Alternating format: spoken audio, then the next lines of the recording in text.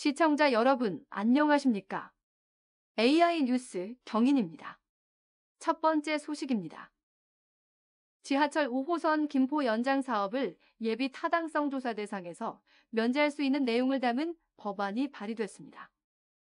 김주영 국회의원은 인구 50만 이상 접경 지역에서 추진되는 광역교통시설 사업의 경우 예비 타당성 조사 면제 대상이 되도록 하는 국가재정법 일부 개정안을 14일 대표 발의했습니다. 김 의원은 경제성을 기준으로 사업 효과를 분석하는 정부의 현행 예비 타당성 조사 제도는 한계가 있다며 지역의 특성과 사업의 시급성을 따져 예타 면제 대상을 검토해야 한다고 법안 발의 이유를 설명했습니다. 이번 법안이 통과되면 인구 50만 이상 접경 지역을 포함한 김포에서 추진되고 있는 지하철 5호선 연장 사업은 예타 면제 대상이 될 수 있습니다.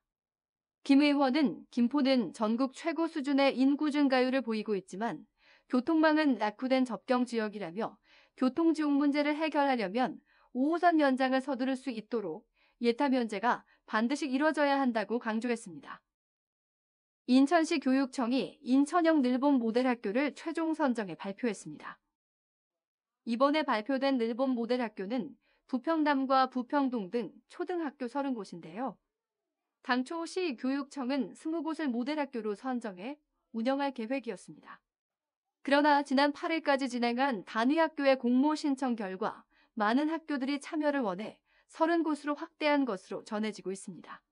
이번에 선정된 모델 학교는 방과 후 학교 프로그램 확대와 돌봄 유형 다양화를 중점 과제로 운영되는데요. 이를 위해 시교육청은 마을과 연계해 인적 물적 자원을 활용한 프로그램과 돌봄을 지원하기로 했습니다. 특히 각 모델 학교에 업무 전담 인력을 배치해 방과 후 학교 운영 관련 행정 업무와 이른 등교가 필요한 학생을 위한 프로그램 운영을 지원할 예정입니다.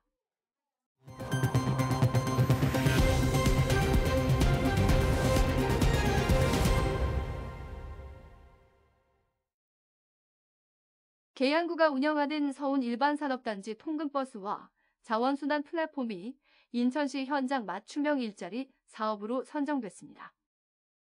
구는 올해 인천시의 군구 상생협력특화 일자리 사업 공모에서 2개 사업이 확정돼 3억 1천여만 원의 시비 보조금을 확보했다고 밝혔습니다. 군구 상생협력특화 일자리 사업은 인천시가 현장 수요를 바탕으로 지역 특성을 반영한 맞춤형 일자리를 창출하기 위해 공모를 거쳐 지원하는 사업인데요. 계양구는 이번 공모에서 서운 일반산업단지 통근버스 운영과 자원순환 플랫폼 신비의 보물가게 운영이 최종 선정됐습니다. 부평구가 지난해보다 확대된 소상공인 특례 보증 지원 사업을 시작합니다. 이 사업은 소상공인이 금융기관에서 낮은 금리로 대출받을 수 있도록 인천신용보증재단을 통해 지원하는 제도인데요. 지원 규모는 지난해보다 3억 6천만 원 증액된 24억 3,100만 원으로 이중 특례 보증이 16억 3,100만 원, 일반 보증이 8억 원입니다. 대상은 부평구에 사업장을 두고 있는 소상공업체면 지원 가능한데요. 휴 폐업 또는 세금 체납 중인 사업자와 일부 제한업종은 제외됩니다.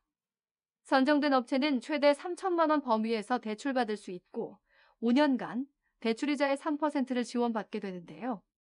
자세한 내용은 부평구청 누리집에서 확인할 수 있습니다. 김포시의 인구 50만 대도시 지정을 기념하는 마라톤 대회가 열립니다. 김포시는 인구 50만 대도시 지정을 기념하기 위해 올해로 11회를 맞는 김포 한강 마라톤 대회와 시민의 날 행사를 함께 치르기로 했습니다.